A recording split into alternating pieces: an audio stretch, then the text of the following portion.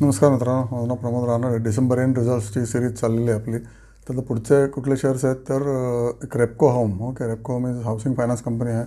Result stable आलेले आहेत. 148 crore profit आला डिसेंबरमध्ये. गेल्या डिसेंबरमध्ये 144 करोड होता आणि 9 महिन्यात बघितलं तर 437 करोड प्रॉफिट आहे. गेल्या वेळेला तर 453 करोड होता. ओके, 433 करोड होता, म्हणजे 4 कोटी एक्स्ट्रा आलेले आहेत.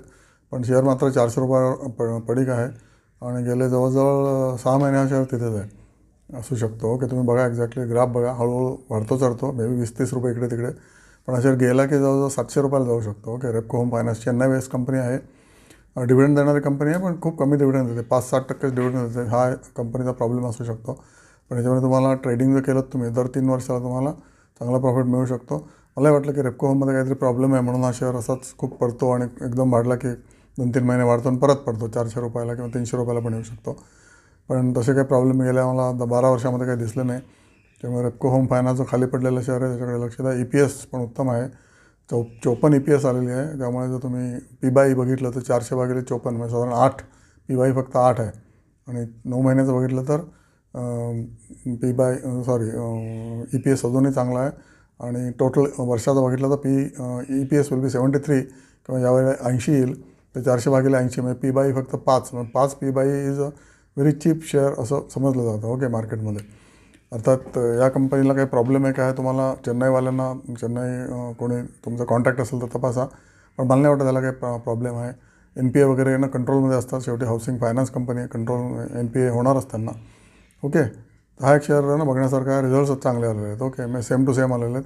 पुढचं आहे लेमन ट्री हॉटेल. सगळ्यांना माहिती आहे लेमन ट्री हॉटेल परत पडला आहे 180वरनं परत खाली आला 130 वगैरेला. इक्विटी ह्याची मात्र जबरी आहे, 800 कोटी इक्विटी आहे. PAT 23 कोटी आला, गेल्या वेळेला 28 कोटी होता, त्यामुळे PAT कमी आला आहे. पण हॉटेल सेक्टरला काय मरण नाही आहे. त्याच्यामुळे हे लोक ऑपरेशन्स कॉन्ट्रॅक्ट घेतात. म्हणजे तुमच्याकडे जर बिल्डिंग असेल मोठी आणि तुमच्याकडे इन्व्हेस्ट करायला पैसे असतील तर हे लोक तुमच्याकडनं हॉटेल बनवण्यासाठी, हॉटेल चालवण्यासाठी कॉन्ट्रॅक्ट घेतात. ओके, तुम्ही सगळे इन्व्हेस्ट करायची, इन्क्लुडिंग ऑल द थिंग्स, आणि मॅनेजमेंट फक्त यांच्याकडे असते. लेमन ट्री हॉटेल यांची जवळजवळ आता 200-250 हॉटेल झालेले असतील ऑल ओव्हर इंडिया.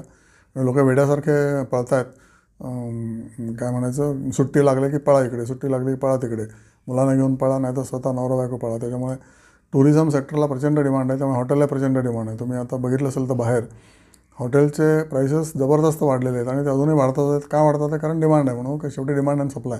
स्टॉक मार्केट्सला डिमांड असेल, आता डिमांड नाही, त्यामुळे स्टॉक पडलेलं आहे. जेव्हा डिमांड येईल may be in next 3 months or 4 months, तेव्हा सगळ्याच स्टॉक मार्केटचे प्राइसेस ऑलमोस्ट 20%-30% वाढतील. ओके, तशी स्टोरी आहे सप्लाय अँड डिमांडची. लेमन ट्री हॉटेल सेक्टर आहे.